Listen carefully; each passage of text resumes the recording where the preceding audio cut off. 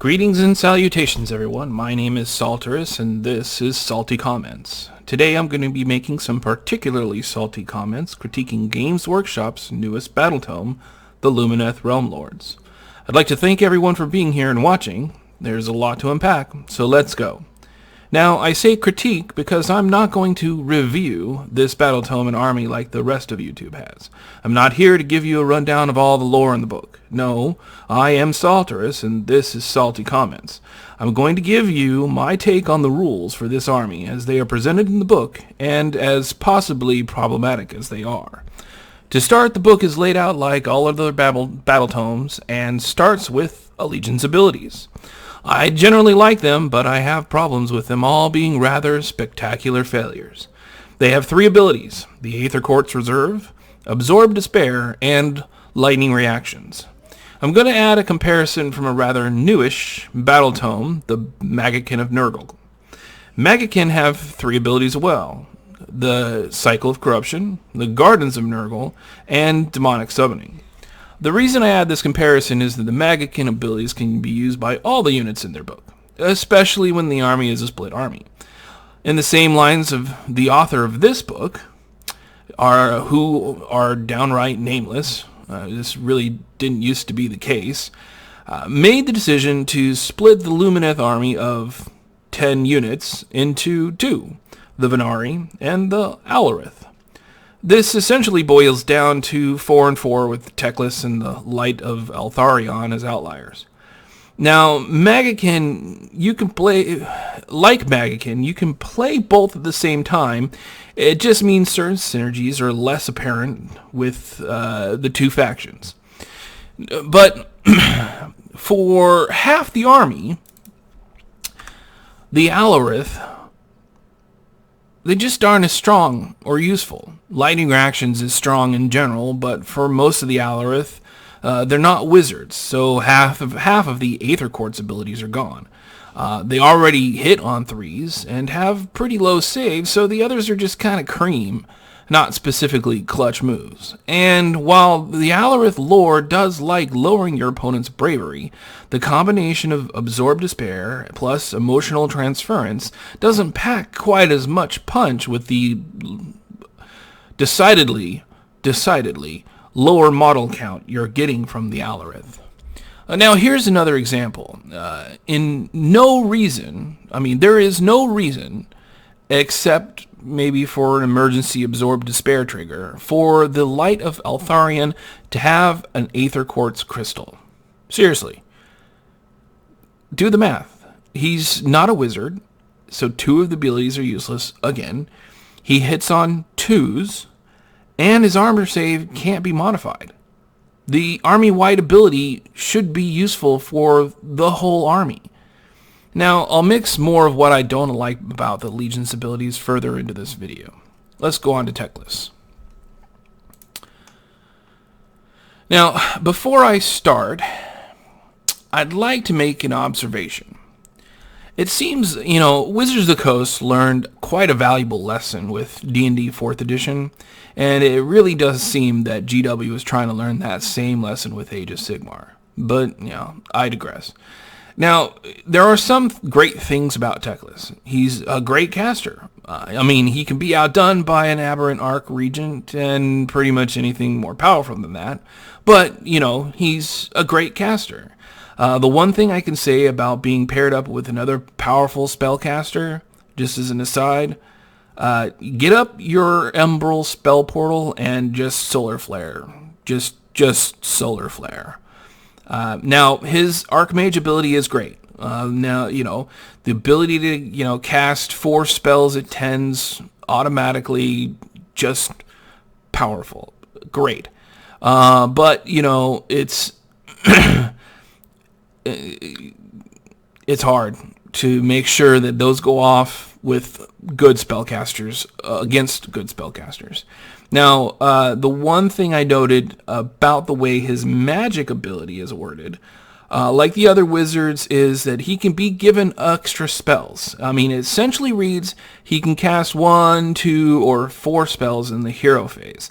And just like any other wizard, those numbers can change. The only problem is that they aren't auto-cast at whatever value. You have to roll for them. But don't forget, he gets a +1 to cast from his own Aura of Selenar.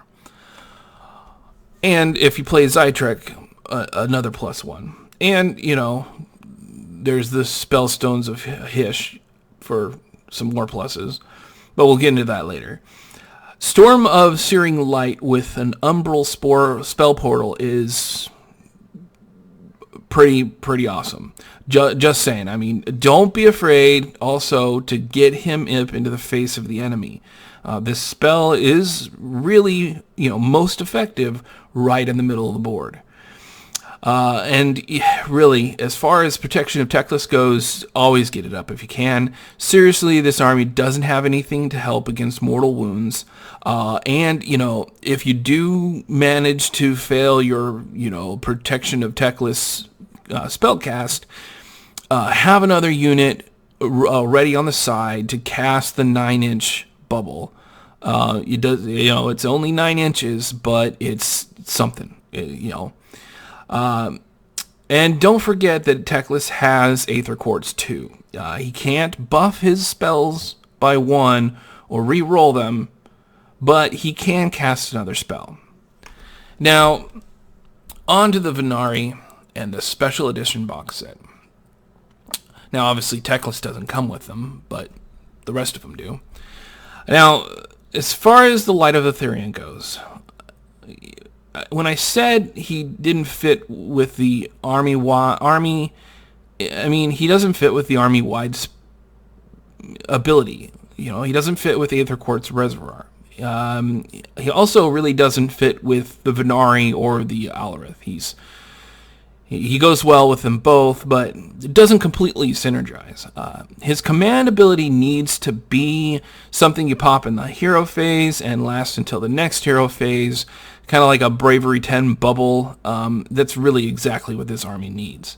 I mean, things like the Terrorgeist and Crippled Flayers just scream and kill elves.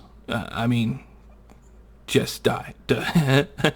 And really, don't forget about Elrith's shooting attack. It's not listed as a ranged weapon, so you probably forget it more often than not. Yeah. Now, the Ferrari Wardens, where to start? These guys are kind of the epitome of looks great on paper, is crap in action. The way these guys are meant to be played, at least how the authors apparently want you to play them, is that you want to be charged with them. Now, let me say that again. You want to give your opponents the charge.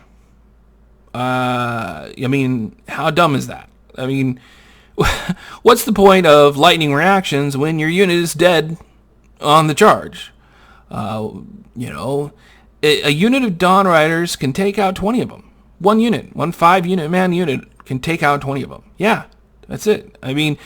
Sure, the Shining Company helps them a bit, but it also slows them down. Unless you're planning on banking, Teclis' spells on getting them a bridge to nowhere, they're not going to be taking any objectives on the first turn. And their whole synergy point with the Calathars is to die in droves. The biggest problem with that is if they die completely, guess what? No battle shock. Yeah. Okay. They're wizards. They can pick a spell from the lore. They know all of the realm spells. And if you pick Zytrek, they can take a second spell, making them pretty versatile casters. They can also cast your endless spells. And they, of course, do some damage if they get to attack. Just don't rely on them taking a charge unless you have that 5-up feel no pain bubble. And even then, yeah. Next is, the Dawn Riders. Great unit. Great at smashing hordes. Also good at casting certain endless spells. And taking objectives. Bad at everything else. Don't miss out on the Steedmaster, though. They are armed with both the sword and the lance and get 2 attacks with both, with their Deathly Furrows ability. And yeah, don't sleep on the steeds either. 4 hoof attacks per horse is much better than just not remembering the horses. Remember the horses. This leaves us with the Sentinels. There's not really much to say here. They're great artillery. Keep them in the back and just hope you're not fighting a summon or ambush army. Don't overlook that the high Sentinel isn't equipped with a bow, meaning in a 10-man unit, you only get 9 shots. It's rather dumb, actually. Okay. On to the Moogows. The Alarith, the second half of the army. I don't like them. Thematically and rules-wise, they're useful in the right situations. Their lore is good. To tectonic force is good. But something rubs me the wrong way. If you're gonna take Alarith, take the big cow, not the little one.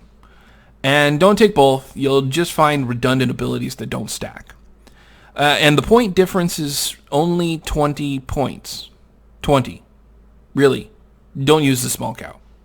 Now, if you do take the big cow, put him in the middle of a couple units of Wardens. His -1 to hit stacks with the Shining Company. Now that you've taken the big cow, see, this is one of the issues I have with the Alarith. If you take the big cow, you have to take the Stone Mage. I'll get into him later, but it really doesn't work if you don't take a Stone Mage. Now, about the Stone Guard. Man, back in the age of fantasy, I liked Swordmasters a lot. But these guys are the worst kind of homage to the Swordmasters that I could hope for. What's there to say about them? They split dice. They're expensive for only 5 models. Apparently they hit like Storm Liberators, but I just don't care. Fluff-wise and rule-wise, they're just meh. And in terms of list building, if you're taking a big cow and then a Stone Mage, you gotta take a unit of these guys. And now you're down 590 points for 7 models. 7. Count them. They're on the screen. But what do I know, right? Now, as a side note, I absolutely love this image. To me, I see a guy under what looks like a cow helmet, and not the face of a cow mountain, but whatever. Now, on to the 2 hero choices. Yeah, that's right. I said it. 2 hero choices. The Lumineth are only given 2 heroes. They're both casters. They have very little defenses, and these guys are the only ones you can give those sweet, sweet items to. Seriously, it's kind of a joke. Now, don't get me wrong. Don't skimp on the Cathalars. The Mountain Mage is good. He's niche, but good.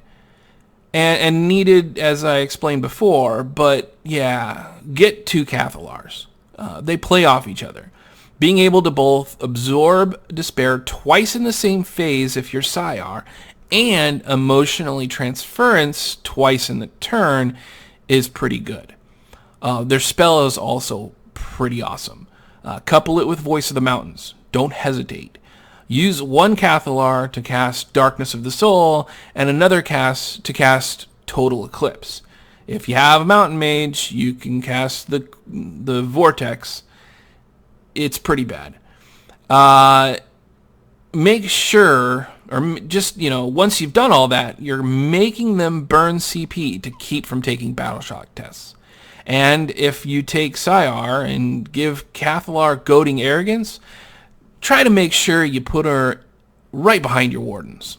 Any hero that charges them won't be able to reach her because they'll be within 6 inches of her and will have to waste their combat phase. And then get pincushioned by the Wardens. It's a pretty good combo. Now, on to the Great Nations. They're great, aren't they? Great. Anyways, I, unlike others, I don't put Sire at the top. My list goes Iliatha, Zytric, Syar, then Ymetrica, because I don't like the Mountain Men. We went over this. Now, Iliatha is great for all the reasons bravery isn't just for battle shock. Against flesh eater courts, etc., you just need the extra bravery. Strike in unison is great for twin units of Dawn Riders on the flank, twin units of Sentinels in the back lines, or twin units of Wardens barely holding an objective. You don't need a hero to use it. Within 18 inches, no hero has to be there. It's not written there. A lot of people overlook that. Now, the amulet that you get is meh, but if on the odd chance you have the ability to keep a Cathalar on the battlefield just a little bit longer, more power to you. Now, Zytrek just increases this army's versatility twofold. Paired with Teclis, your Wardens are +2 to unbind. Just pick a new unit. Oops, another +2 to unbind. Oh, did I forget to mention they're +2 to cast as well? Never mind. If the Lumineth didn't need a fourth way to screw with the movement speed of your enemies, in comes Overwhelming Heat. Use it. Syar is great, but you really need to make sure you're using Aether Quartz properly and doubling down on the Cathalars. Why you have to give a Cathalar the perfect blade is rather annoying to me, but whatever. And then there's Ymetrica. No. Just no. Well, I'm sure it's powerful. The negating -2 rend and constantly pushing people off objectives is cool and all, but you have to do it with Stone Guard. Ew. Now, a quick note about the War Scroll Battalions offered by this book. The big one, Teclician Vanguard, well, that gives you the ability to have the same 6+ award save that Flesh Eater Courts get army-wide, only you have to spend 3,000 points at the minimum. Most of the big battalions in the other books cost the same, but their benefits are better. The other three are also kind of misses. The Alarith Temple, more Mookows go, is what I describe if you take a big cow, 7 models minimum, 590 points, plus another 120 for the battalion itself, to give your Stone Guard only, to give one unit, 5 models, the ability to re-roll save rolls, but then only have a 1-inch pile-in. It's not particularly worth it, but, you could buy another unit of Wardens for that same cost. The Auralin Legion, the next one, it requires you to take at least 2 units of Wardens, and then the same number of units of either Dawn Riders or Sentinels, and then a Cathalar. After all that, all you get is the ability to re-roll save rolls of 1. Again, for the cost of this battalion, you could just take another unit of Wardens. It's meh. Now, the Dawn Rider Lance is decent. Now, only if you're playing Iliatha. No, scratch that. Its benefit is redundant and a little overpriced. But all in all, they aren't really worth the hassle. It's kind of a shame. The cheapest investment is the Dawn Rider Lance, and I would suggest you take it if you need another artifact in your for your second Cathalar. It's kind of an expensive annoyance, to be sure. Now, okay, last but not least, let's go to the bound spells. Look, now, don't sleep on them. They're each really good in their own right. Now, a Cathalar with the Sanctum of Amnitok and a Baleful Vortex is a pretty badass combination. She gets a 3-up save and can shoot spells. The Rune of Petrification is really being trashed online right now. But, I see 2d3 mortal wounds to all enemies in a 12-inch bubble each and every movement phase. Nothing to sneeze at. Now, for the Hessian Twin Stones, pay attention. Order of operations matter. And after you use it, it goes back to a 2, not a 1. The spell adds the spell you just cast adds to the 1 in its reserves. Meaning each and every time you have a wizard cast a spell, you get +2 to cast. On top of the +2 to cast from Teclis, Zytrek, yeah. I mean, dang people, do your homework, stay in school, math is fun. Alright, that wraps it up for me. Let me know what you think. Was I too harsh of a critic? Are my salty comments causing tears? Do you think GW listens and believes? Now, I'm Salteris, and this is Salty Comments. Thanks for watching.